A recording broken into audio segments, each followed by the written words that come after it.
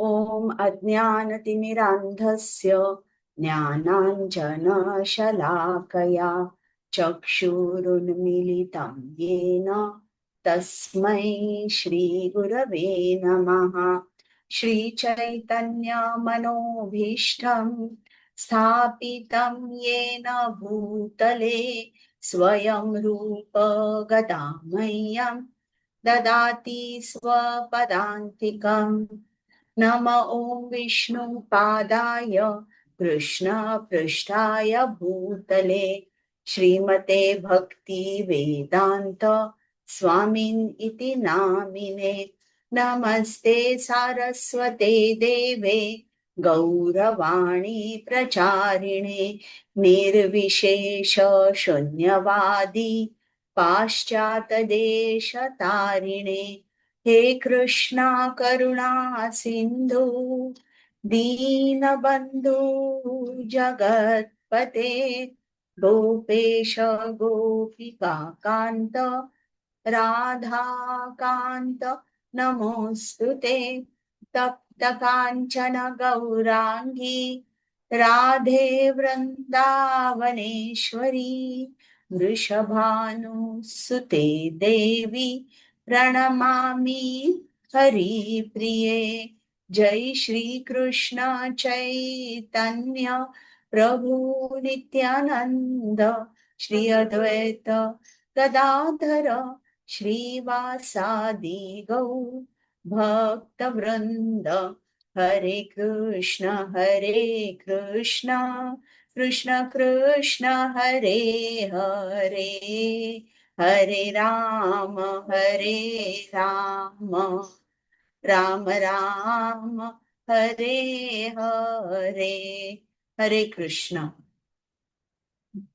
आज आपण अध्याय दुसरा शिकणार आहोत। पहिला अध्याय जो आपण केला त्यात काय आपल्याला दिसलं की अर्जुन, मी एक मिनिट माझा व्हिडिओ बंद करते म्हणजे मी जरा शांत राहते गौरी। आपण पहिल्या अध्यायात बघितलं की अर्जुन पूर्ण गोंधळून गेला होता। तो आता त्याचे हातपाय गार झाले होते आणि त्याला युद्ध करायचं नव्हतं। आता या स्टेज पर्यंत तो आलेला आहे की त्यांनी त्याचा गांडीव धनुष्य खाली टाकलेला आहे, तो रथावर बसलेला आहे आणि आता तो श्रीकृष्णांना सांगतोय की मी युद्ध करणार नाही। आता हा जो दुसरा अध्याय आहे, या दुसऱ्या अध्यायाचं नाव सांख्य योग आहे। पण इकडे श्रीला प्रभुपादांनी या दुसऱ्या अध्यायाचं नाव गीतेचे सार किंवा गीतेचा सारांश असं दिलेलं आहे। कारण या दुसऱ्या अध्यायात पूर्ण गीतेमध्ये काय आहे त्याची थोडी थोडी माहिती आपण बघतो। म्हणजे ज्याप्रमाणे आपण सिनेमा बघतो आणि जेव्हा एखाद्या नवीन सिनेमाचं ट्रेलर येतं तेव्हा आपल्याला समजतं की या सिनेमामध्ये काय काय आहे, त्याचप्रमाणे गीतेमध्ये काय काय आहे हे सगळं सार जे आहे ते आपल्याला या दुसऱ्या अध्यायात बघायला मिळतं। तर आपण आता चालू करूया। हे अध्याय सुरू करण्या अगोदर आपण श्री श्री राधा गोविंद आहेत त्यांना तिकडनं जिकडे आहोत तिकडनं आपण दंडवत प्रणाम करूया, त्यांचे आशीर्वाद घेऊन आपलं अध्ययन सुरू करूया। त्याचप्रमाणे श्रील प्रभुपाद ज्यांनी आपल्यासाठी खूप सोप्या शब्दात गीता लिहिली, त्यांना दंडवत प्रणाम करून त्यांचा आशीर्वाद घेऊन हे अध्ययन सुरू करूया। नामानिष्ठ प्रभूजी ज्यांनी हा उपक्रम सुरू केला, प्रेमा माताजी ज्यांनी मला ट्रेनिंग दिलं, या दोघांनाही सादर प्रणाम।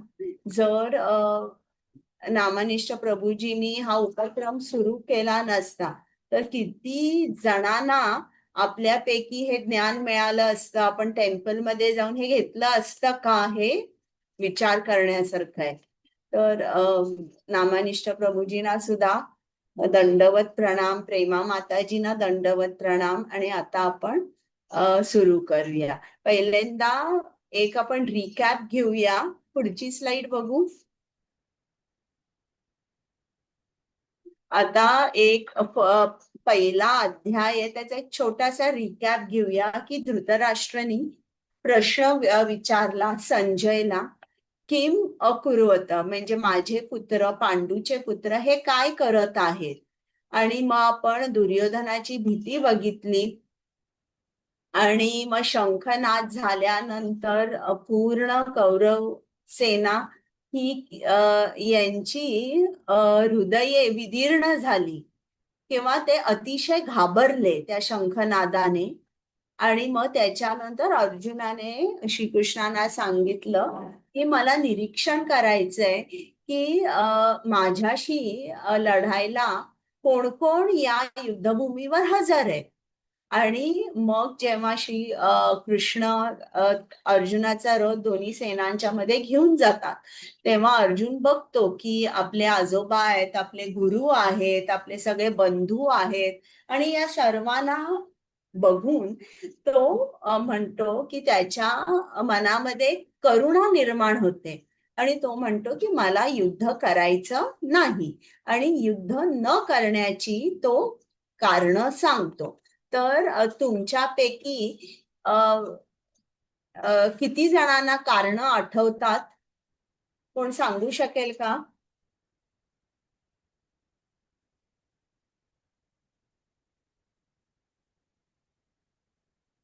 किती जणांना कारण आठवत आहेत की का अर्जुन नाही म्हणाला? एखाद दुसरं आठवलं तरी चालेल. हरे कृष्ण. हा, बोला. त्यांना करुणा होते. हा,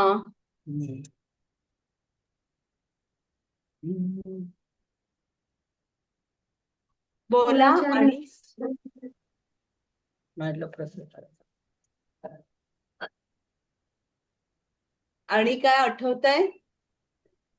पारंपरिक ऐकू येत नाही मला. कुळाचार नष्ट होतो. हा, बरोबर. परंपरा कुलाचार नष्ट होतो आणि परंपरा पाप लागेल पाप लागेल लागेल. असं वाटत होतं त्याला. बरोबर. आणि आनंद नाही. बरोबर, आनंद नाही. तर छान तुम्ही सांगितली, कारण सांगितली. तर आपण आता पुढची स्लाइड बघूया. त्यात आपल्याला 5 कारणं दिसतील की प्रथम अर्जुनाने आपले सगळे नातेवाईक बघितले, तर त्याला खूप करुणा वाटली. मग तो म्हणाला की हे युद्ध करून मी जिंकलो जरी, तरी यात काही मला आनंद मिळणार नाही. मग हे पाप आहे, युद्ध करणं हे पाप आहे, आणि आपल्याच नातेवाईकांना मारणं, त्यांची हत्या करणं ही पापक्रिया झाली, आणि पारिवारिक परंपरा नष्ट होती. आणि या 4 गोष्टींमुळे काय झालं होतं की अर्जुन असमंजस झाला होता की मी काय करू, काय बरोबर आहे, काय चूक आहे, हा निर्णय तो घेऊ शकत नव्हता. आता आपण बघूया की दुसऱ्या अध्यायापासून भगवद्गीता सुरू होते. आता आपण हे बघूया पुढची स्लाइड. आता प्रत्येक अर्जुनाने जे कारण दिलंय, मी तुम्हाला कालच सांगितलं की त्याला काही फाउंडेशन नाहीये. अर्जुनाने सांगितलं की मला युद्ध करायचं नाहीये, आणि जी कारणं दिली ती आपल्याला अतिशय पॉवरफुल वाटतात, परंतु जेव्हा श्रीकृष्ण बोलायला लागतात तेव्हा आपल्याला दिसतं की ही जी कारणं सांगितली आहे त्याला कुठलंही फाउंडेशन नाहीये. आणि श्रीकृष्ण प्रत्येकावर त्याला सांगतात की तुझी विचार करण्याची पद्धत किती चुकीची आहे. तर हे सगळं आता आपण बघणार आहोत. आज आपण 21 श्लोकच करू, पुढचे उद्या. हरे कृष्ण. हा, 2.1. संजय उवाच तन्तथा कृपयावेष्टमश्रुपूर्णाकुलेक्षणम् विषीदन्तमिदं वाक्यमुवाच मधुसूदनः. संजय म्हणाला, तरुणांनी भारावलेल्या, मन खचलेल्या आणि अश्रूंनी नेत्र भरून आलेल्या अर्जुनाला पाहून मधुसूदन श्रीकृष्ण पुढील प्रमाणे म्हणाले. हरे कृष्ण. आता हे बघा, इकडे अर्जुनाला एक लक्षात आलंय की तो असमंजस झालाय, पण तरीही त्याच्या लक्षात आलंय की माझं नॉलेज लिमिटेड आहे आणि या लिमिटेड नॉलेजमुळे मला काही डिसिजन घेता येत नाहीये. त्यामुळे मला एखाद्या सुपिरियर अथॉरिटीकडे जाऊन माझा निर्णय बरोबर आहे की चुकीचा आहे हे मला विचारायला पाहिजे. आता भगवद्गीता जोपर्यंत अर्जुन बोलत होता आणि सांगत होता मी हे युद्ध करणार नाही, खूप कारणं त्यांनी सांगितली, तोपर्यंत कृष्ण बोलत नव्हते. तर याच्याकडून आपल्याला एक शिक्षा मिळते की जोपर्यंत एखादा माणूस शिकण्यासाठी तयार नसतो किंवा तो स्वतःला खूप ज्ञानी मानतो, तर अशा वेळेला देव सुद्धा आपल्याला शिकवू शकत नाही. तर जोपर्यंत अर्जुन बोलत होते तोपर्यंत कृष्णांकडून कम्प्लीट सायलन्स होता. आता इकडे त्यांनी दाखवलंय बघा, या स्लाइड मध्ये जे चित्र दिसतंय की अर्जुन अतिशय हताश झालेला आहे आणि त्याच्या डोळ्यातून अश्रू वाहत आहेत आणि आता अशा परिस्थितीमध्ये तो श्रीकृष्णांना सांगणार आहे की तुम्ही माझं मार्गदर्शन करा. पुढचं 2.2. श्रीभगवानुवाच कुतस्त्वाकश्मलमिदं विषमे समुपस्थितम् अनार्यजुष्टमस्वर्ग्यमकीर्तिकरमर्जुन. पुरुषोत्तम श्री भगवान म्हणाले, हे अर्जुना, तुझ्यामध्ये अशा अशुद्ध गोष्टी कशा आल्या? ज्या मनुष्याला जीवनाच्या मूल्यांचे ज्ञान आहे त्याला या मोहमयी गोष्टी मुळीच शोभत नाही. असा मोह मनुष्याला उच्चतर लोकांमध्ये नेण्यात नाही तर त्याच्या दुष्कीर्तीला कारणीभूत होतो. हरे कृष्ण. आता पहिल्यांदा जेव्हा आपण गुरु एक्सेप्ट करतो तेव्हा आपल्याला एक लक्षात आलं पाहिजे की आपल्याला ते गुरु जे आहेत ते सरळ करतात. आपल्यामध्ये जे जे काय चुकीचे गुण आहेत किंवा अशुद्धता आहेत ते गुरु आपली अशुद्धता काढतात. एकच मिनिट, मी दार उघडते.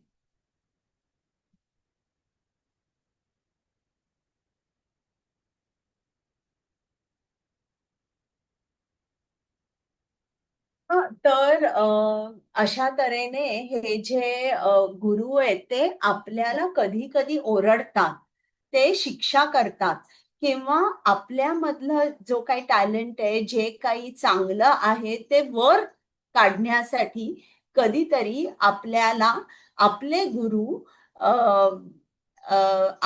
आपल्याला कठीण प्रसंगातून जायला सांगतात. तर यामध्ये असं नसतं की गुरुना असं वाटतं की माझ्या शिष्याला त्रास व्हावा, असं नाही. पण आपली ऍडव्हान्समेंट होण्यासाठी, आपली आध्यात्मिक प्रगती होण्यासाठी ते असं करतात. आता इकडे 2.2 मध्ये असं दिसतंय की इकडे आता जेव्हा अर्जुन बोलत होता तेव्हा अर्जुन उवाच असं होतं. धृतराष्ट्र संजय बोलत होते तेव्हा संजय उवाच किंवा धृतराष्ट्र उवाच. पण इकडे श्री भगवान उवाच असं म्हटलंय. आणि जर तुम्ही इतर कुठलंही ग्रंथ वाचला, म्हणजे जिकडे शंकर बोलत आहेत तिकडे रुद्र उवाच किंवा जिकडे ब्रह्मदेव बोलत आहे तिकडे श्री ब्रह्म उवाच, असं आहे. पण जेव्हा केव्हा श्रीकृष्ण बोलतात प्रभू रामचंद्र, नरसिंह, विष्णू, थोडक्यात विष्णू तत्व जिकडे जिकडे आहे तिकडे तिकडे भगवान उवाच असं म्हटलंय. तर भगवान उवाच असं का म्हटलंय? भगवान भग म्हणजे काय? ऐश्वर्य. आपण कसं म्हणतो धनवान, बलवान.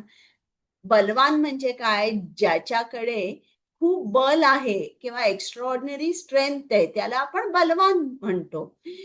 ज्याच्याकडे खूप संपत्ती आहे त्याला आपण धनवान म्हणतो. तर भगवान ज्याच्याकडे षड ऐश्वर्य आहे त्याला आपण भगवान म्हणतो.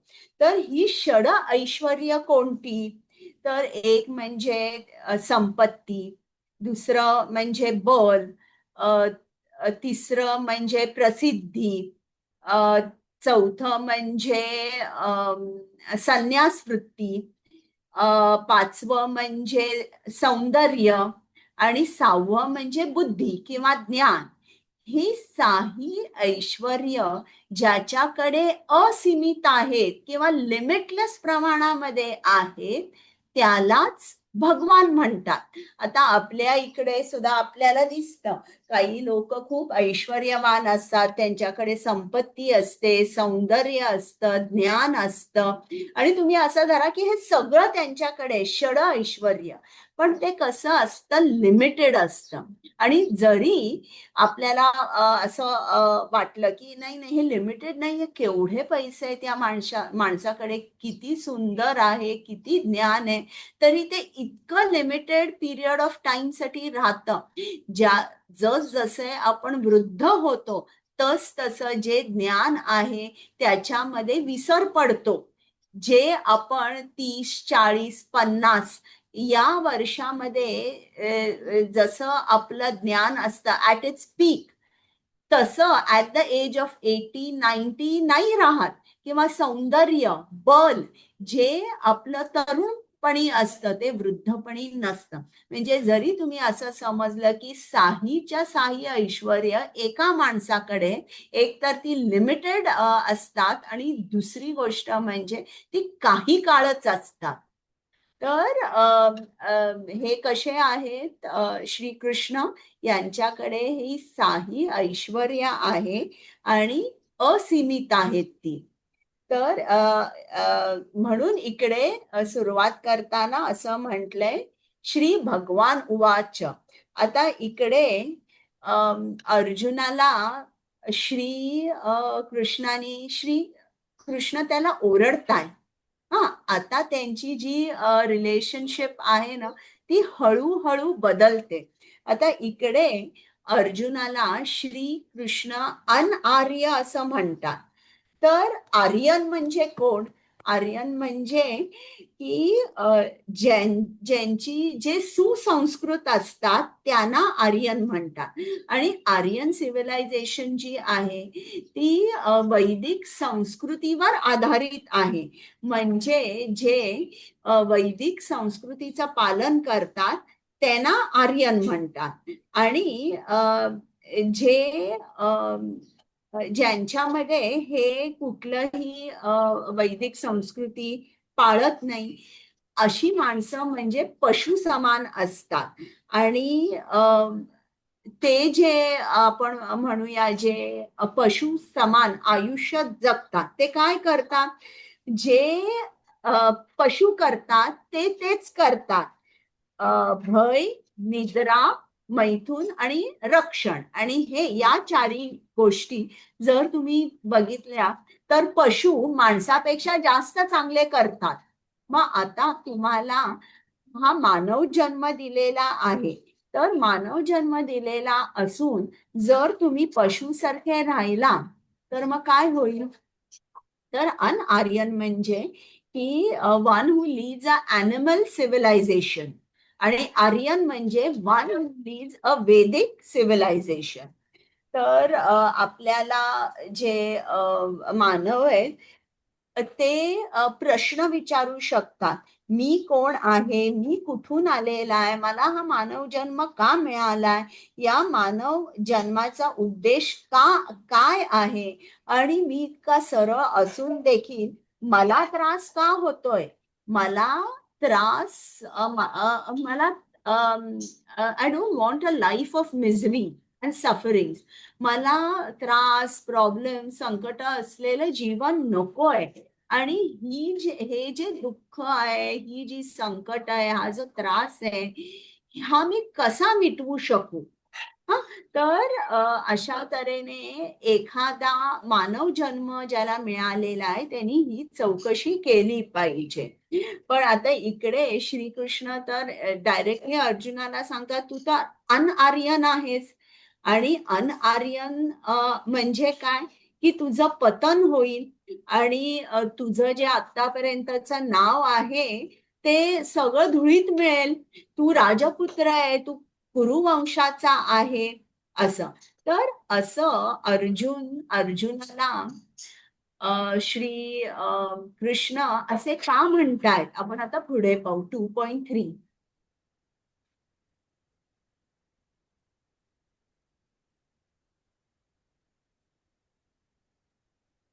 क्लैब्यं मास्मगमः पार्थ नैतत्त्वय्युपपद्यते क्षुद्रं हृदय दौर्बल्यं त्यक्त्वोत्तिष्ठ परन्तप. हे पार्थ, अशा हीन नपुसकतेची कास धरू नकोस. असे करणे तुला शोभत नाही. अंतःकरणाचे असे शूद्र दुबळेपण सोडून दे आणि हे परंतप उठ. हरे कृष्ण. आता बघा, इकडे पहिल्यांदा अर्जुनाला अनआर्यन म्हटलंय आणि इकडे त्यांनी क्लैब्यम असं म्हटलंय. क्लैब्यम म्हणजे ट्रान्सजेंडर किंवा हिजडा असं अर्जुनाला म्हटलंय. तर श्रीकृष्णाना अर्जुनामध्ये अर्जुनाच्या मनात क्रोध कसा येईल हे ते बघतायत. का बघतायत ते, कारण क्षत्रिय जे आहेत ते फिजिकल पेन कितीही एन्ड्युअर करू शकतात, पण इमोशनल पेन जी आहे किंवा इन्सल्ट जो आहे ते सहन करू शकत नाही. तर इन्सल्ट सहन केला, ते सहन करू न शकल्यामुळे ते काय करतात, त्या दुसऱ्या पार्टीला चॅलेंज करतात. म्हणजे अर्जुनानी काय म्हणायला पाहिजे, काय कृष्णा तुम्हाला काय म्हणतोय, ट्रान्सजेंडर, आत्ता मी उभं राहतो आणि युद्ध करून दाखवतो.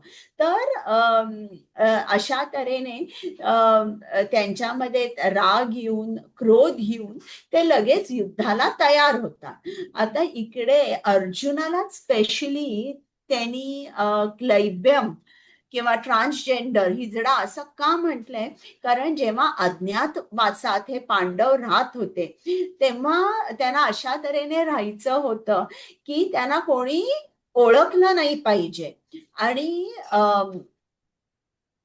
अशामध्ये ते जेव्हा विराट राजाच्या राज्यात राहत होते तेव्हा अर्जुन हा एक हिजडा होता, ट्रान्सजेंडर होता.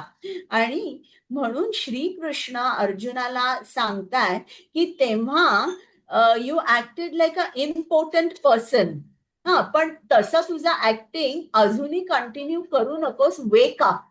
अशा तऱ्हेने श्रीकृष्ण अर्जुनाला सांगतायत. एकतर त्याच्यामध्ये राग कसा येईल हे ते बघतात.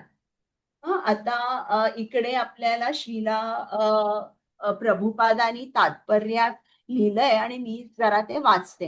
जर एखादा क्षत्रियाचा पुत्र युद्ध करण्यास नाकारात असेल तर तो केवळ नावापुरताच क्षत्रिय राहतो. आणि जर एखादा ब्राह्मण पुत्र अपवित्र कार्य करीत असेल तर तो सुद्धा केवळ नावापुरतच ब्राह्मण राहतो.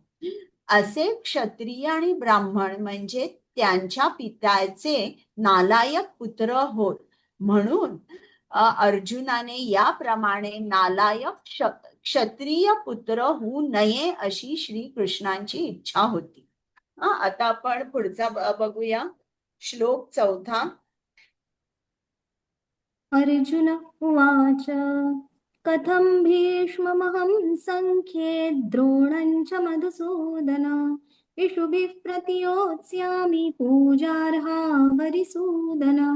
अर्जुन म्हणाला, हे अरिसूदन, हे मधुसूदन, मला पूजनीय असणाऱ्या भीष्म, द्रोणांसारख्या व्यक्तींशी मी बाणांनी कसे काही युद्ध करू शकेन?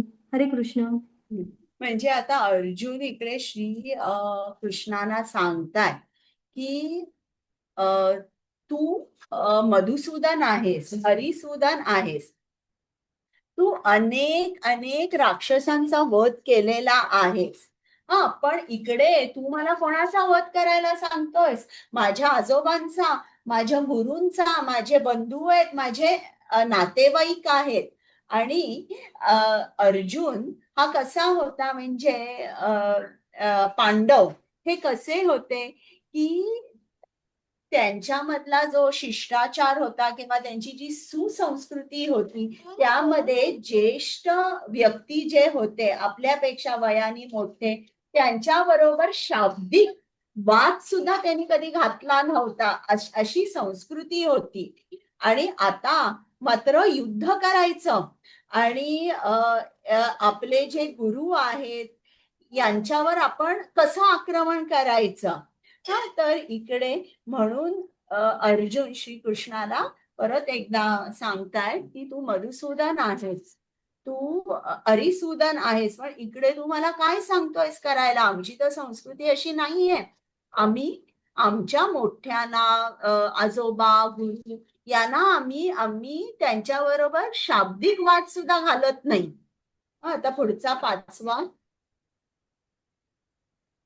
गुरून् हत्वा हि महानुभावान् श्रेयो भोक्तुं भैक्ष्यमपीह लोके हत्वार्थकामांस्तु गुरूनिहैव भुञ्जीय भोगान् रुधिरप्रदिग्धान्. महात्मा समजणाऱ्या माझ्या गुरुजनांना मारून जगण्यापेक्षा भिक्षा मागून जगणे अधिक श्रेयस्कर आहे. जरी त्यांना भौतिक लाभाची इच्छा असली तरी ते ज्येष्ठ आहेत. त्यांची हत्या केल्यास आपले सर्व भोग रक्तरंजित होतील. हरे कृष्ण. म्हणजे इकडे बघा, परत एकदा अर्जुन कृष्णाला सांगतायत की मी त्यांची हत्या करू शकत नाही. त्याच्यामध्ये खूप करुणा आहे. का करुणा आहे? कारण अर्जुन हा श्रीकृष्णांचा एक महान, खूप शुद्ध भक्त आहे. आणि बघा, प्रत्येकामध्ये आपल्यामध्ये एक आसुरी स्वभाव असतो आणि दैवी स्वभाव सुद्धा असतो. आणि तो अशा वेळेला जेव्हा आपण काय म्हणतो तसं क्रॉसरोड्सला असतो, तेव्हा हा स्वभाव बाहेर येतो. पण अर्जुन हा किती शुद्ध भक्त आहे बघा. त्याची दिव्य बाजू जी आहे, त्याच्यामध्ये जे दिव्य गुण आहे ते आता या वेळेला बाहेर पडताय. त्याची करुणा बाहेर पडते. तर आपल्याला सुद्धा अशीच, आपल्यामध्ये सुद्धा करुणा आहे ती बाहेर आली पाहिजे. पण मग त्यासाठी आपल्याला काय करायला पाहिजे? आपली जे हृदय आहे ते शुद्ध करायला पाहिजे. हरे कृष्ण महामंत्राचा जप केला पाहिजे. आणि बघा, अर्जुन एकसारखं म्हणतोय की माझे गुरु आहेत, माझे आजोबा आहेत, हे ज्येष्ठ सगळे जे उभे आहेत ते माझे नातेवाईक आहे. मी त्यांच्या विरुद्ध युद्ध करणार नाही. आता पुढचा 6वा.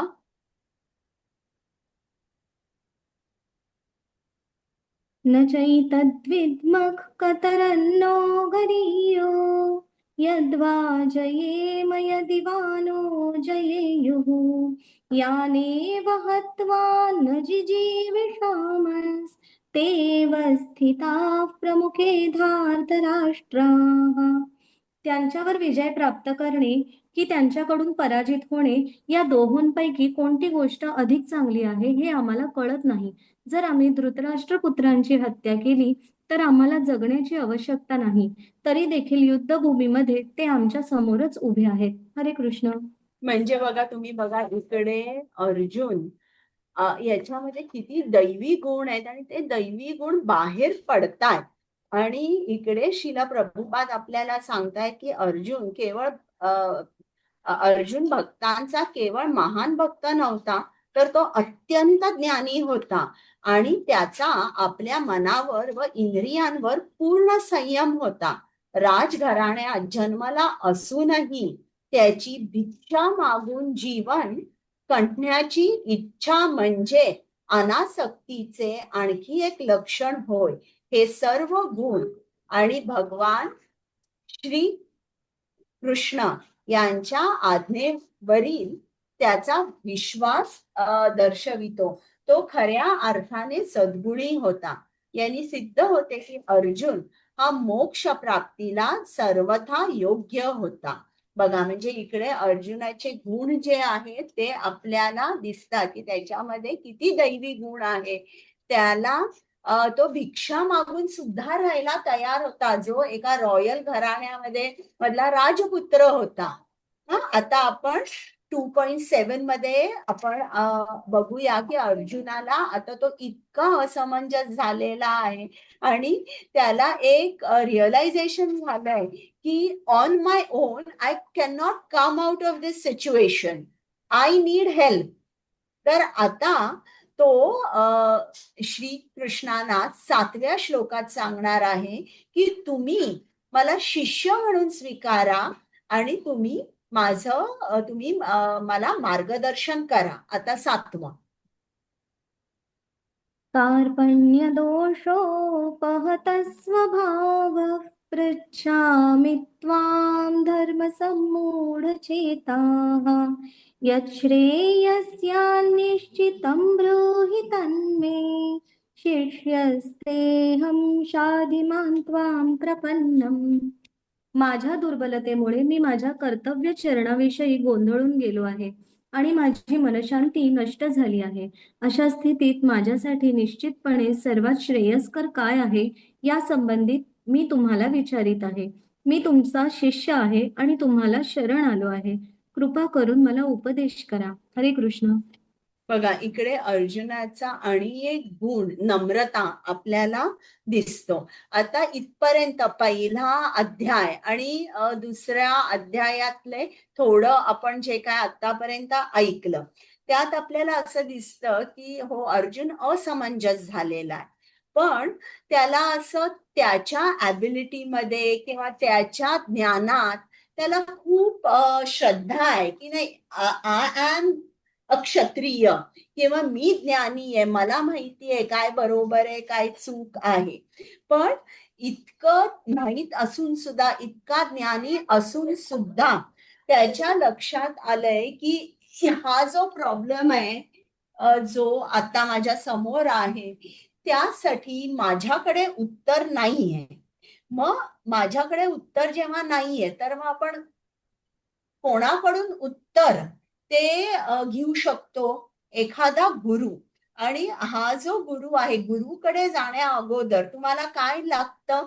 ज्ञान घ्यायचं असेल तुम्हाला तर काय लागतं? नम्रता लागते. भगवद्गीता 13 अध्यायामध्ये त्यांनी ज्ञान घ्यायचे असतील तर तुमच्याकडे 13 गुण पाहिजेत. हे गुण त्यांनी दिलेले आहे. त्यातला पहिला गुण म्हणजे नम्रता. नम्रता जर तुमच्याकडे नसेल तर तुम्ही कधीही एखाद्या गुरुकडून गायडन्स घेऊ शकत नाही. फक्त जो अतिशय नम्र आहे त्याच्याच हृदयामध्ये हे जे ज्ञान आहे, स्पेशली आध्यात्मिक ज्ञान, हे शिरू शकतं. आणि अर्जुन आहे तो आपल्या सर्वांचा प्रतीक आहे. बघा, जेव्हा आपल्याला स्ट्रेस असतो, जेव्हा आपण खूप कन्फ्यूज असतो तर आणि आपल्याला माहित नसतं की आपण काय केलं पाहिजे, अशा कठीण प्रसंगातून जेव्हा आपण जातो तेव्हा इकडे जर तुम्ही बहुत करून लोक जर बघितली तर काय होतं, इधर ते खूप लोनली होतात, नाहीतर डिप्रेशन मध्ये जातात, किंवा काही वाईट गुण त्यांच्यामध्ये येतात, म्हणजे ते दारू घेतात, स्मोकिंग करतात. काही जण असतात ते सायकॅट्रिस्ट कडे जातात, हीलर कडे जातात, काउन्सिलर कडे जातात, आणि काही जणांना तर आत्महत्या करायची असते. पण भगवद्गीता आपल्याला सांगते की तुमच्या जीवनातला स्ट्रेस, कन्फ्युजन याच्या बरोबर कसं डील करायचं. आणि आता तुमच्या लक्षात येईल की आपल्याला प्रत्येकाला गुरुची आवश्यकता असते, किंवा गुरु हे कोणी करावे? ज्यांना मानव जीवन मिळालेलं आहे, मानव जन्म मिळालेला आहे अशानी तर योग्य प्रमाणित परंपरेतले एक गुरु करावे. गुरु म्हणजे कोण आहे? गुरु म्हणजे रिअल गाईड, किंवा गुरु हे श्री कृष्णाचे प्रतीक आहेत. आता गुरु हा शब्द खूप लाईटली सगळे वापरतात. गुरु म्हणजे ते म्हणतात हा दिस is my financial Guru, fitness गुरु, नाही. पण गुरु जे आहेत ते आपल्याला मार्ग दाखवतात, ते आपल्याला कृष्णापर्यंत पोहोचवतात, आणि यासाठी आपण गुरु केले पाहिजे. मग आपल्याला जर गुरु हवे असेल तर आपल्याला काय लागतं? प्रत्येकाला आपल्याला वाटत असेल की मला गुरु हवे. एकच गोष्ट लागते आपल्यामध्ये, की खूप प्रबळ इच्छा लागते की मला गुरु हवेत. आणि अशी जेव्हा आपल्या हृदयामध्ये इच्छा प्रबळ होते, तेव्हा परमात्मा जे आपल्या हृदयात वास करतात, आणि ज्यांना आपण काय विचार करतो, आपले इंटेन्शन्स काय आहेत, हे सगळं माहिती आहे. हे परमात्मा आपल्याला गाईड करतात, आणि एखादा गुरु आपल्याकडे येतो किंवा आपण त्यांच्याकडे जातो, आणि आपण जी आध्यात्मिक प्रगती जी आहे, किंवा जी कृष्णाची सेवा जी आहे, जी भक्ती आहे, ती आपल्याला हे गुरु प्रदान करतात. तर आपल्याला असं नाही की आपण इच्छा रहित झालं पाहिजे. इच्छा आपल्या असल्या पाहिजे, पण या ज्या इच्छा आहेत या कशा असल्या पाहिजेत? या आध्यात्मिक इच्छा असल्या पाहिजेत. हं? आता जेव्हा आपल्याला श्री कृष्णाने एक फ्री विल दिलेली आहे, जिकडे आपला थोडासा मायन्यूट इंडिपेंडन्स असतो. हा, आपण चॉईस करू शकतो की मला हे हवंय, मला हे नको आहे. पण आपल्याला गुरु शिकवतात की कुठले चॉईसेस बरोबर आहेत आणि कुठले तुझे चॉईसेस चुकीचे आहेत, आणि आपल्याला हे शास्त्रांकडून सुद्धा समजतं. तर गुरु एखादा गुरु हा खरंच जेन्युइन आहे का, हे कसं ओळखलं पाहिजे? की तुमच्या लक्षात येईल जे जे काही शास्त्रामध्ये लिहिलेलं आहे, गुरु तेच बोलतात, शास्त्राच्या बाहेर जात नाहीत, त्यांच्या मनचं बोलत नाहीत. मला असं वाटतं नाही. गुरु म्हणजे फक्त शास्त्रामधलं मेसेज जे आहे ते सिम्प्लिफाय करून सरळ सोप्या भाषेत आपल्याला समजावून सांगतात. आणि गुरु हे श्री कृष्णांचे शुद्ध भक्त असतात. आता मी आता चौथ्या अध्यायात तुम्हाला लक्षात येईल की 4 परंपरा आहेत, आणि या परंपरेमधूनच आपल्याला जर श्री कृष्णांपर्यंत जायचंय तर that is the only way. तर हे आपण चौथ्या अध्यायात शिकू की आपल्याला कुठल्या परंपरेतून योग्य ज्ञान मिळून आपल्याला श्री कृष्णांची प्राप्ती होईल. तर आपण आता ऍट दिस मोमेंट आपण श्री कृष्णाला प्रार्थना केली पाहिजे की श्री कृष्ण तुम्ही मला गाईड करा. तुमचा जो शुद्ध भक्त आहे, जो तुमचा ट्रू रिप्रेझेंटेटिव्ह आहे, अशा योग्य भक्ताकडे, तुमच्या योग्य शुद्ध भक्ताकडे मला जायचं आहे आणि त्यांच्याकडून मला ज्ञान घ्यायचंय. आणि आपण असंही म्हणू शकतो पुढे, श्री कृष्णा मला माहित नाही की तुम्ही कोण आहात, हा, आणि मला या मानव जन्माचा काय उद्देश आहे या बाबतीत सुद्धा मी कन्फ्युज आहे, तर मला तुम्ही गाईड करा. अशा नम्र तऱ्हेने आपण प्रार्थना केली पाहिजे. 2.8. नहि प्रपश्यामि ममापनुद्याद् यच्छोकमुच्छोषणमिन्द्रियाणाम् अवाप्य भूमा वसपत्नमृद्धं राज्यं सुराणामपि चाधिपत्यम्. माझी इंद्रिये शुष्क करू पाहणाऱ्या शोकाला ज्या योगे नाहीसे करता येईल असा उपायच मला दिसत नाही. स्वर्गातील देवासारखे सार्वभौमत्व असलेले वैभवशाली तसेच निष्कंटक राज्य प्राप्त करून सुद्धा मला या शोकाचे निराकरण करता येणार नाही. हरे कृष्ण. आता एक फायनल टाइम अर्जुन श्रीकृष्णाला सांगतोय की खरं मी तुला सांगतोय की मला खरंच हे युद्ध करता नाही येणार आहे. हे फायनल टाइम आता अर्जुन श्रीकृष्णाला सांगताय. आता पुढे 9वा श्लोक आहे, त्यात संजय धृतराष्ट्राला काय सांगताय ते आपण ऐकूया.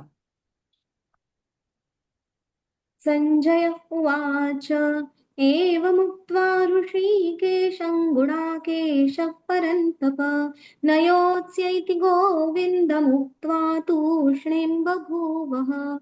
संजय म्हणाले, याप्रमाणे बोलून झाल्यावर परंतप अर्जुन श्रीकृष्णांना, हे गोविंद, मी युद्ध करणार नाही असे म्हणून स्तब्ध झाला. हरे कृष्ण. आता तुम्ही मला सांगा की तुम्हाला काय वाटतं हे ऐकल्यावर धृतराष्ट्राला काय वाटलं असेल? आनंद झाला असेल. हा, बोला अश्विनी माताजी. मला माताजी आनंद झाला असेल. हा, आनंद. त्याला खूप परमानंद झाला असेल आणि त्याला आता वाटत असेल की त्याचे जे पुत्र आहे दुर्योधन जो आहे तो ऑलरेडी हे युद्ध जिंकला, म्हणजे त्याला आनंद झालाय. कारण अर्जुनाने सांगितलंय, हे गोविंद मी युद्ध करणार नाही. पण संजय आहे, संजयनी कृष्णासाठी 2 शब्द वापरले, ऋषिकेश आणि गोविंद. आणि अर्जुनासाठी 2 शब्द वापरले, गुडाकेश आणि परंतप. म्हणजे जर धृतराष्ट्राला आनंद होत असेल तर या शब्दाने त्या आनंदावर विरजण पडेल. मग हे शब्द त्यांनी का वापरले आणि त्याला धृतराष्ट्राला काय कन्व्हे करायचं होतं? तर संजयना धृतराष्ट्र ना सांगायचं होतं की आता अर्जुनाला, 1 मिनिट जरा गौरी झोपली नव्हता, पंखा तिथे बोलावला.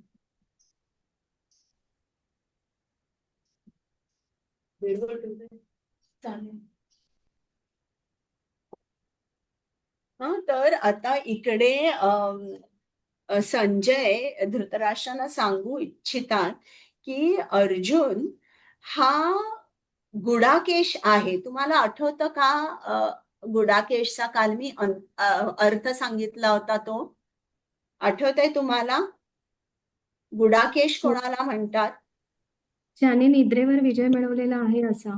बरोबर, किंवा ज्यांनी अज्ञानावर विजय मिळवला असेल असं. म्हणजे त्यांनी सांगितलंय की अर्जुन हा साधा नाहीये, साधा योद्धा नाहीये, तो गुडाकेश आहे. त्यांनी अज्ञानावर त्यांनी विजय मिळवलेला आहे आणि तो परंतप आहे.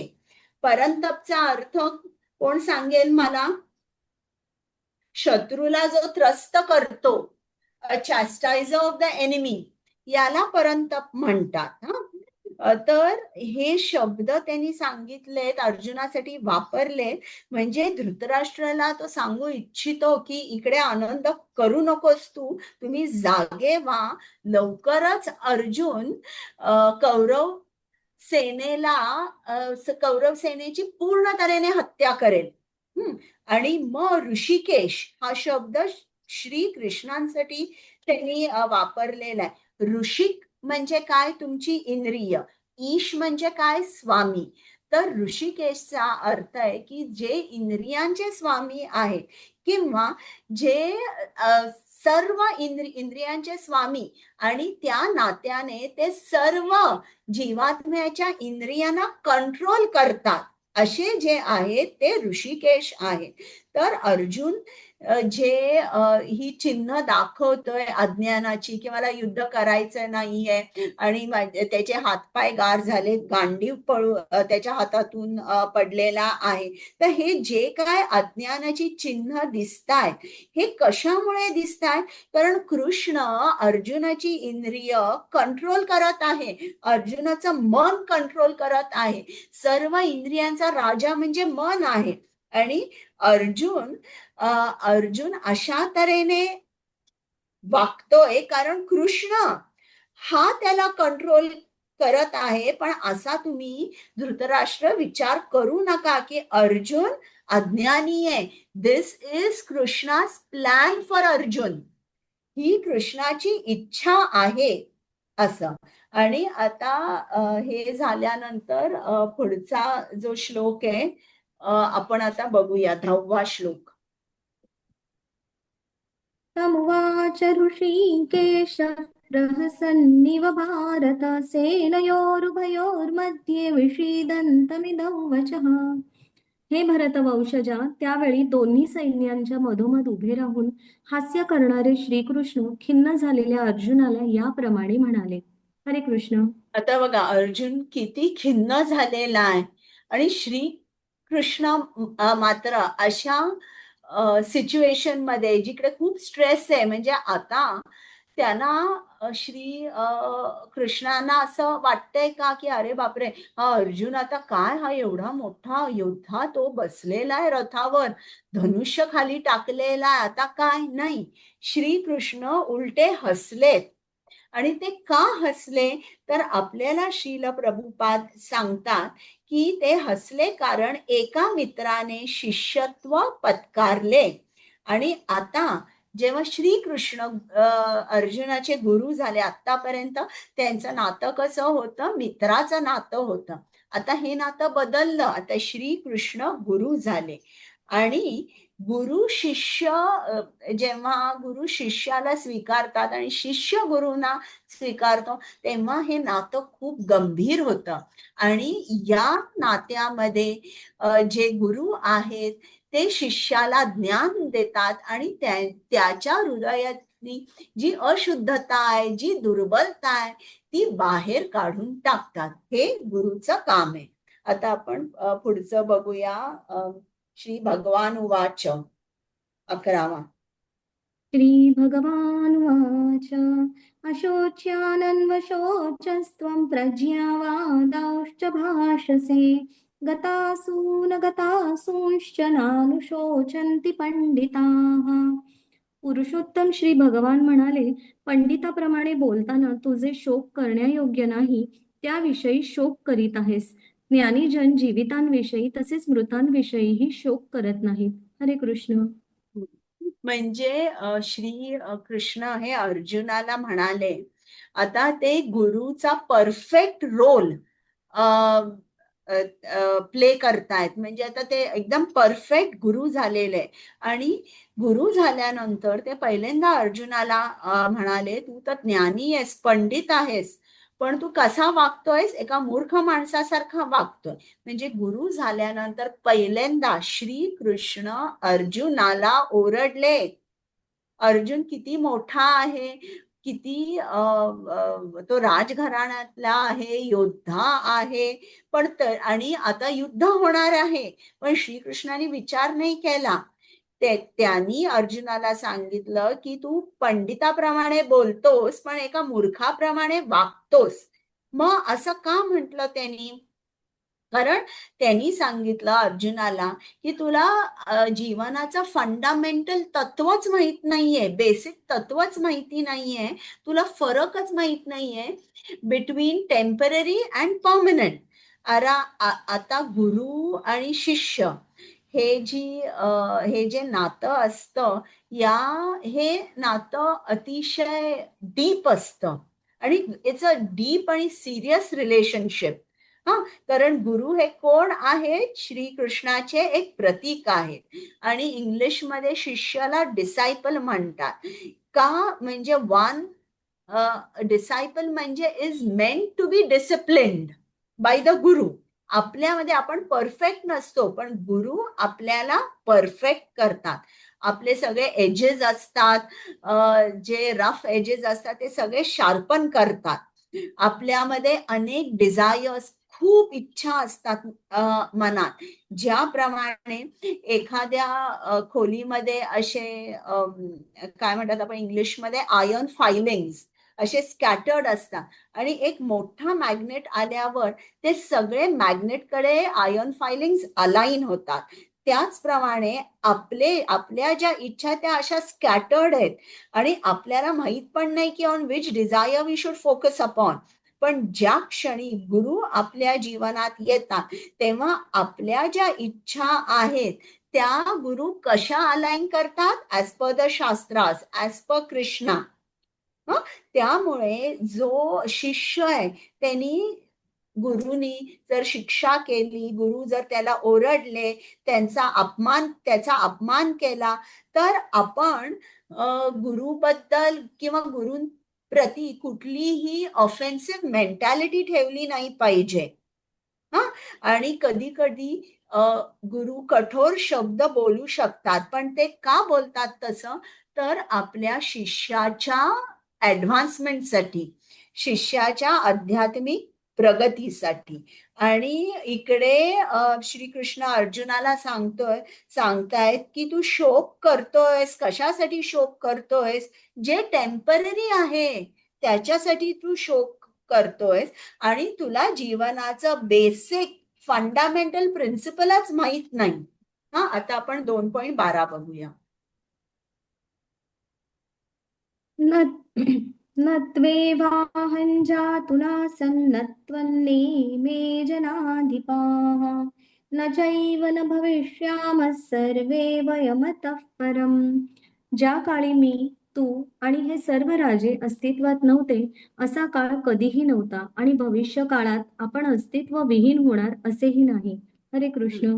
म्हणजे बघा, इकडे जोपर्यंत आपल्याला मानव जीवनाचा एबीसी माहित नाहीये, तोपर्यंत आपण हे काय लिहिलंय भगवद्गीतेमध्ये, हे श्रीकृष्ण काय सांगतायत, आणि ज्या क्षणी आपल्याला जो बेसिक आणि फंडामेंटल तत्व जेव्हा आपल्याला समजतं, त्यावेळी हे शास्त्रामध्ये जे जे काय लिहिलंय, भगवद्गीतेमध्ये श्रीकृष्ण जे जे सांगतायत ते खूप प्रॅक्टिकल वाटू लागतं. आणि मग तुम्हाला उत्तरं मिळतात की मी शास्त्र का वाचली पाहिजे, मी चॅन्टिंग का केलं पाहिजे, मी भक्ती सेवा का केली पाहिजे. हे जे क्वेश्चन्स, प्रश्न आपल्या मनात असतात, अचानक आपल्याला त्याची उत्तरं मिळतात, आणि दीज क्वेश्चन्स मेक सेन्स. आता बघा, हे आता आपलं शरीर आहे, आणि शरीरामध्ये आपलं जीवात्मा या शरीरामध्ये वास करतो. आता हे जे आपलं शरीर आहे, हे कसं हे शरीर कसं आहे? हे टेम्पररी आहे, आणि ते आपल्याला दिसतंय. ते टेम्पररी का आहे? कारण आपण बघतो की हे शरीर सतत सतत बदलत असतं. तुम्ही तुमचा फोटो 20 वर्ष अगोदर बघा आणि आत्ता बघा, त्यात फरक दिसणारच. तर मग खरं कोण आहे, हे शरीर की आत्मा? आपली खरी आयडेंटिटी काय आहे? की आपण एक आत्मा आहोत. आपलं शरीर पंचमहाभूतांचं बनलेलं आहे, आणि जो जीवात्मा आहे तो आध्यात्मिक आहे, तो स्पिरिच्युअल आहे. तर दोन्ही शरीर आणि आत्मा या दोघांचेही रिक्वायरमेंट्स वेगवेगळ्या आहेत. आणि जोपर्यंत आपल्याला हे समजत नाही, तोपर्यंत आपण काय करतो? We are only feeding the body.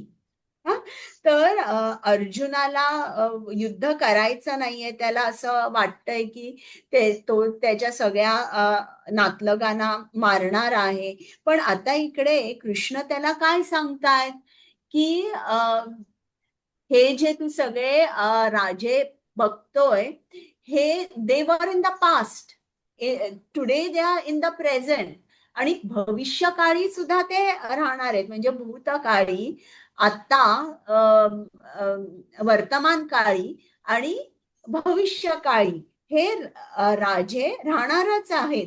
आणि समजा जर तुला असं वाटतंय ना की हे जे राजे आहेत, मला या राजांना मारायचं नाहीये, माझ्या आजोबांना मारायचं नाहीये, माझ्या बंधूंना गुरुना मारायचं नाहीये, तर एक लक्षात ठेव, बॉडी जे शरीर आहे ते पंचमहाभूतांचं आहे.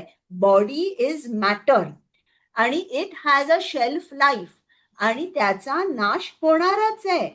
तर जेव्हा या शरीराचा नाश होईल, हे जे सगळे तुझ्या समोर उभे आहेत, तेव्हा त्यांना दुसरं शरीर तर नक्कीच मिळणार आहे. म्हणून तू काय विचार करतोयस की तू त्यांना मारणार आहेस? नाही, तू त्यांना मारूच शकत नाहीयेस. तू तुझी ड्युटी कर, आणि हे शरीर जे त्यांचं आहे ते कधी ना कधीतरी ते मिटणारच आहे. शरीर, बॉडी विल बी पेरिश. पण समजा जर तू तुझी ड्युटी केली नाहीस तर काय होईल? तुझी निंदा होईल, तुझा अपमान होईल, आणि तुला रिॲक्शन मिळेल. तर अशा तऱ्हेने आता प्रथम श्रीकृष्णानी हा अनालिसिस चालू केलेला आहे. शरीर आणि स्पिरिट, म्हणजे मॅटर अँड स्पिरिट, शरीर आणि आत्मा, आणि या अनालिसिसला सांख्य म्हणतात. म्हणून या अध्यायाचं नाव सांख्य योग सुद्धा आहे. पुढचं. देहिनोऽस्मिन् यथा देहे कौमारै यौवनञ्जरा तथा देहान्तरप्राप्तिर्धीरस्तत्र न मुह्यति. ज्याप्रमाणे देहधारी आत्मा अविरतपणे या देहात बालपणापासून तारुण्यात आणि तारुण्यातून वार्धक्यात जात असतो, त्याप्रमाणे मृत्यूनंतर जीवात्मा दुसऱ्या देहामध्ये प्रवेश करतो. अशा स्थित्यंतरामुळे धीर मनुष्य गोंधळून जात नाही. हरे कृष्ण. आता बघा, गीता जी आहे ती लोकांना काय वाटतं की हे एक हिंदू शास्त्र आहे किंवा हिंदू लोकांचं हे एक महत्वाचं पुस्तक आहे. पण इकडे बघा किती ही चुकीची कल्पना आहे. आपण आपला धर्म म्हणून कुठेही लिहायचं असेल तिकडे हिंदू लिहितो, पण ऍक्च्युली आपला धर्म म्हणजे सनातन धर्म आहे. आणि याच्यामध्ये आपल्याला या श्लोकातून असं समजतं की बघा, आपली जी बॉडी आहे त्यामध्ये 6 विकार किंवा 6 बदल होत असतात. मग हे फक्त हिंदूसाठीच हे 6 विकार होतात का, की एखादा ख्रिश्चन, मुस्लिम, जैन, सिख असेल त्याच्यामध्ये सुद्धा हे 6 विकार होतात? तर त्यांच्यामध्ये सुद्धा हे 6 विकार होतात. आणि हे आपल्याला श्रीकृष्णांनी सांगितलेलं आहे की हा धर्म जो आहे हा सनातन आहे, इट्स ऍप्लिकेबल टू एव्हरीवन. तर आपली जे शरीर आहे ते 6 स्टेजेस मधून जातं. म्हणजे आपला जन्म होतो, मग आपण वाढतो, मग आपलं शरीर मेंटेन राहतं, मग आपण आपल्या मुलाला जन्म देतो, आणि मग हळूहळू आपल्या अंगातली शक्ती कमी होते, आणि मग शेवटी आपण मरण पावतो. तर तुम्ही बघा, एकसारखं चेंज होतोय शरीरामध्ये. इंग्लिशमध्ये म्हण आहे ना, change is the only constant in life. तर आता हे शरीर एकसारखं चेंज होत आहे, पण आत्मा कसा आहे? आत्म्यामध्ये काहीही बदल होत नाही. बॉडीमध्ये चेंज होतो, आणि मृत्यू म्हणजे फायनल चेंज आहे. आता हे जे शरीर आहे हे आत्म्यासाठी एक घर आहे. पण जेव्हा घर अगदी मोडकळीला आलेलं असतं, पडणार असतं, तेव्हा तिकडे राहणारी माणसं घर सोडून जातात. कारण छप्पर कधी खाली पडेल, भिंत कधी खाली पडेल हे सांगता येत नाही. तर त्याचप्रमाणे जेव्हा हे जे आपलं शरीर आहे हे एकदम अगदी जीर्ण होतं, तेव्हा शरीरात राहणारा आत्मा हे शरीर सोडून दुसऱ्या शरीरामध्ये प्रवेश करतो. आणि इकडे आपल्याला श्री कृष्ण अर्जुनाला सांगतात की शरीर नाश पावतं, पण आत्मा कसा आहे? आत्मा अमर आहे. तर तू तुझा फोकस टेम्पररीवर का ठेवतोयस? तुझा फोकस हा जे काही परमनंट आहे त्याच्यावर राहिला पाहिजे. आणि तू टेम्पररीवर फोकस जर केलास तर तुझ्या जीवनात खूप डिसऑर्डर असणारे, डिसहार्मनी, कन्फ्युजन हे सतत असणार आहे. आणि आता मी तुम्हाला सांगितलं ना की बॉडी इज मॅटर आणि सोल इज स्पिरिट. हा किंवा हे जे आपलं शरीर आहे ते पंचमहाभूतांचं केलंय आणि आपला आत्मा जो आहे तो आध्यात्मिक आहे आणि श्रीकृष्णाचा अंश आहे. तर जेव्हा आपला आत्मा अमर आहे आणि श्रीकृष्णाचा अंश आहे तेव्हा त्याच्यासाठी नॅचरल लाईफ म्हणजे कुठलं आहे? हे आध्यात्मिक जीवन आहे. हा, आध्यात्मिक जीवन आहे. बॉडीच्या रिक्वायरमेंट्स वेगळ्या आहेत, आत्म्याच्या रिक्वायरमेंट्स वेगळ्या आहेत. बॉडी जणू काही एक वाहन आहे आणि आत्मा हा ड्रायव्हर आहे. आता समजा जर माझ्याकडे गाडी आहे, एक ड्रायव्हर आहे, मी गाडीत बसले आणि म्हटलं चल पेट्रोल पंप मध्ये गाडी घेऊन जा. आणि पेट्रोल पंप मध्ये गेल्यानंतर तिकडे त्या माणसाला मी सांगितलं की माझी कार टँक पूर्ण भर. असं सांगितल्यानंतर मी असं सांगू शकेन का की या ड्रायव्हरला पण पेट्रोल जरा प्यायला दे? नाही.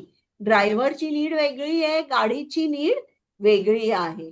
तर त्याचप्रमाणे आपण सुद्धा आध्यात्मिक आहोत. म्हणजे आपण श्रीकृष्णाचे अंश आहोत, आपण सुद्धा दिव्य आहोत. आणि इकडे जगामध्ये लोक आनंदी का नाहीयेत, सुखी का नाहीयेत? कारण त्यांच्या आत्म्याला जे काय पाहिजे, अन्न पाहिजे, जे काय हवं ते करत नाहीये.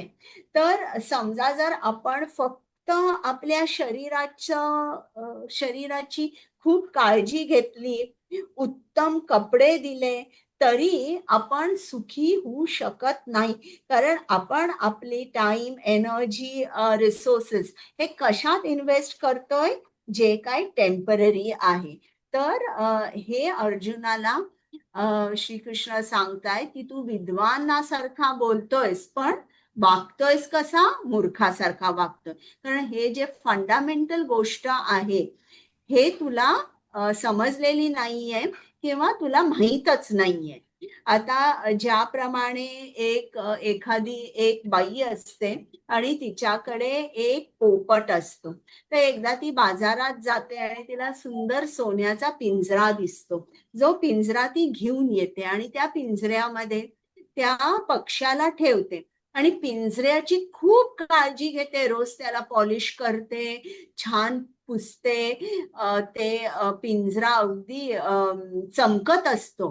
पण आतमधल्या पक्ष्याची ती काळजी घेत नाहीये आणि शेवटी काय होतं? तो पक्षी मरतो. आपण सुद्धा आपल्या शरीराशी इतके फॅसिनेटेड असतो की या शरीराला मी उत्तम कपडे, कुठले उत्तम कपडे घालू, कुठले दागिने घालू, काय करू? आणि हे करण्यापाठीमागे आपला मौल्यवान वेळ, आपला पैसा, आपली एनर्जी हे सगळं जातं, म्हणजे केंद्रित होतं टुवर्ड्स द टेम्पररी.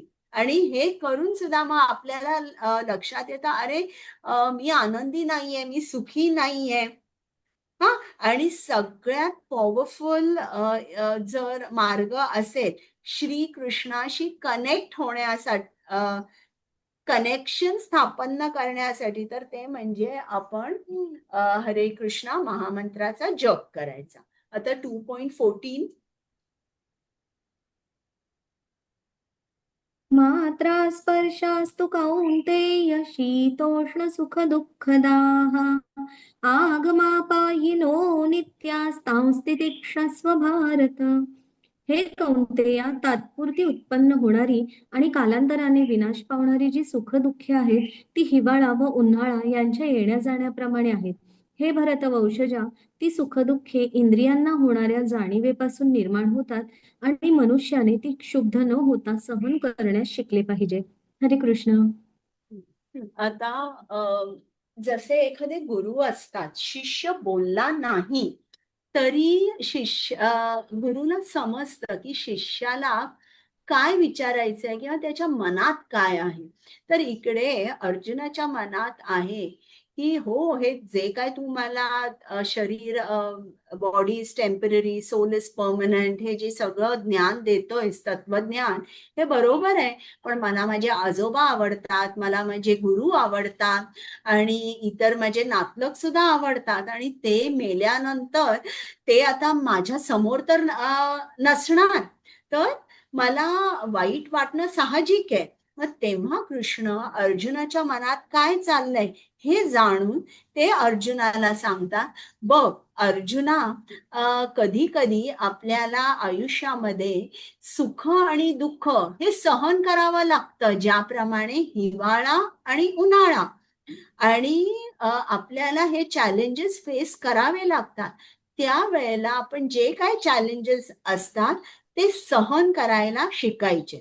तर जेव्हा सुद्धा आपल्या जीवनात चॅलेंजेस असतात तेव्हा त्यामध्ये दोन मार्ग असतात. एक म्हणजे की त्यासाठी काही सोल्युशन आहे, मग ते सोल्युशन आपण अप्लाय करायचं, आणि एक म्हणजे त्या प्रॉब्लेमला काही सोल्युशनच नसतं.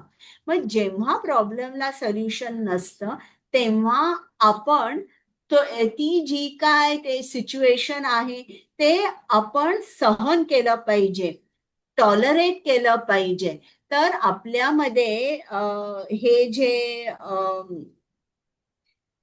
तितिक्षा असं आहे तो शब्द, एक्झॅक्ट शब्द, की ही तितिक्षा आपल्यामध्ये असली पाहिजे.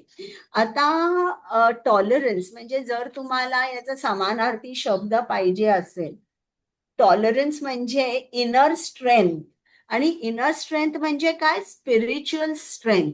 जर एखादा माणसामध्ये ती इनर स्ट्रेंथ असली तरच तो जीवनामध्ये चॅलेंजेसना सामोरं जाऊ शकेल. आणि आपण ज्या जगामध्ये राहतोय, हे जे भौतिक जग आहे, याच्यामध्ये द्वंद्व आहे. It's a world of डुॲलिटी.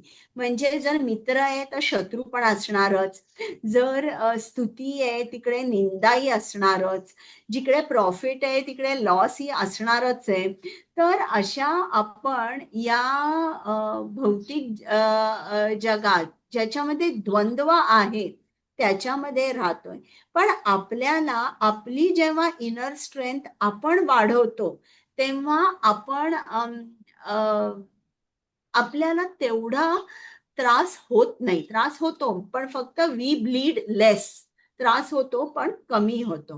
आता समजा जर बाहेर खूप उकडतंय, 45 डिग्रीज टेम्परेचर आहे आणि आपल्याकडे एसी खोली पण आहे, मग त्या एसी रूम मध्ये गेल्यावर जिकडे 20 डिग्रीज टेम्परेचर आहे आपल्याला कसं वाटतं, छान वाटतं. पण बाहेरची जी सिच्युएशन आहे ती बदललेली आहे का, नाही. सिमिलरली जेव्हा इनर स्ट्रेंथ आपण आपली वाढवतो तेव्हा आपण या एसी रूम मध्ये प्रवेश करतो. सिच्युएशन बाहेरची तीच आहे, पण या ज्या बाहेरच्या गोष्टी आहेत त्या आपल्याला कमी अफेक्ट होतात. आपण इक्विपॉइज्ड राहतो आणि आपल्याला जे काही आपण चॅन्टिंग करतोय, जी भक्तिमय सेवा करतोय, त्याच्यावर परिणाम होत नाही. तर अशा तऱ्हेने श्रीकृष्णांनी सांगितलंय की आपण सहन करायला शिकलं पाहिजे, ज्या चॅलेंजेस आपण फेस करतोय ते. 2.15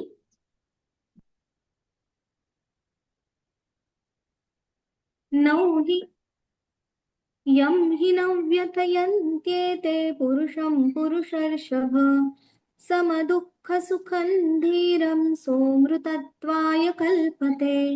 हे पुरुष श्रेष्ठ अर्जुना, जो पुरुष सुख आणि दुःख यांनी विचलित होत नाही आणि दोन्ही अवस्थांमध्ये स्थिर असतो, तो मोक्ष प्राप्तीसाठी निश्चितपणे योग्य आहे. हरे कृष्ण.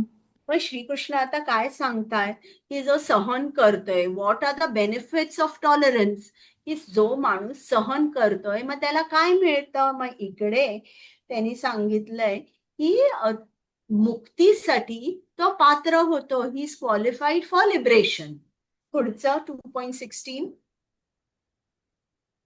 नासतो विद्यते भावो नाभावो विद्यते सतः उभयोरपि दृष्टोऽन्तस्त्वनयोस्तत्त्वदर्शिभिः.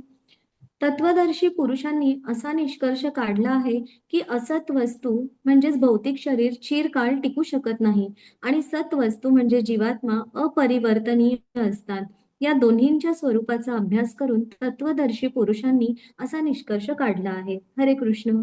म्हणजे बघा इकडे श्रीकृष्ण काय सांगायचा प्रयत्न करताय की हो मी हे ज्ञान दिलंय, पण यावर अनेक तत्वदर्शी पुरुषांनी, अनेक ज्ञानी पुरुषांनी त्यावर अभ्यास केलेला आहे आणि ते कुठल्या कन्क्लुजनला आलेले आहे की आपलं जे शरीर आहे हे भौतिक आहे आणि याला एक शेल्फ लाईफ आहे, याला एक मॅन्युफॅक्चरिंग डेट आहे, एक एक्सपायरी डेट आहे. म्हणजे कृष्ण सांगतात की मी जे हे सांगतो तसं कोणी ते ब्लाइंडली ऍक्सेप्ट केलेलं नाही, याच्यावर अनालिसिस झालेला आहे.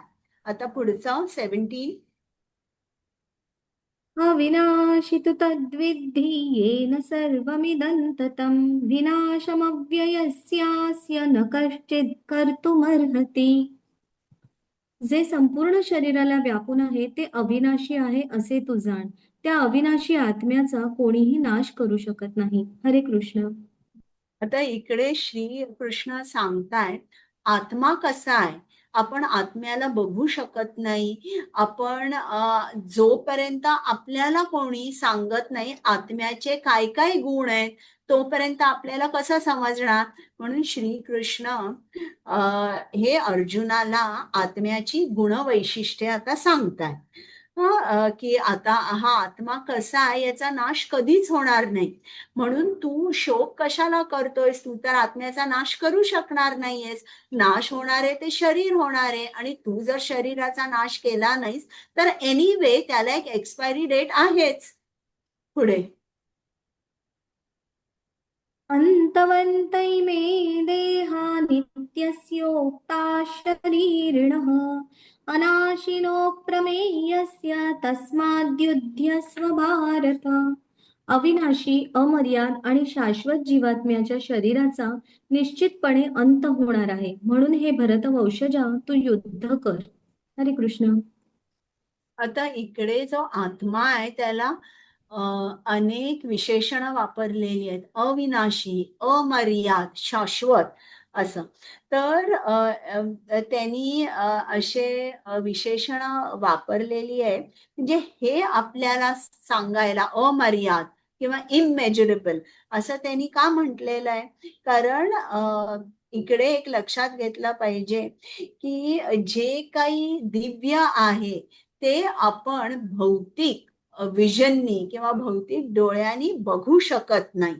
इन दॅट सेन्स त्यांनी असं म्हटलंय की अमर्याद आहे. Anything that is spiritual cannot be seen by material eyes किंवा त्याला मटेरियल डायमेन्शन्सनी आपण मोजू शकत नाही. पुढे 19. य एनौ वेत्ति हन्तारयश्चैनं मन्यते हतम् उभौ तौ न विजानीतो नायं हन्ति न हन्यते. जीवात्मा मारणारा आहे किंवा मारला जातो असे मानणारा मनुष्य अज्ञानात असतो, कारण जीवात्मा मारित नाही किंवा मारलाही जात नाही. हरे कृष्ण. म्हणजे ज्यांना असं वाटतं की जीवात्मा मारतोय किंवा जीवात्मा याला मारलेला आहे म्हणजे सोल इज किल्ड, तर असं असं ज्याचं असं जो विचार करतो तो म्हणजे निश्चितच एक मूर्ख आहे. 20.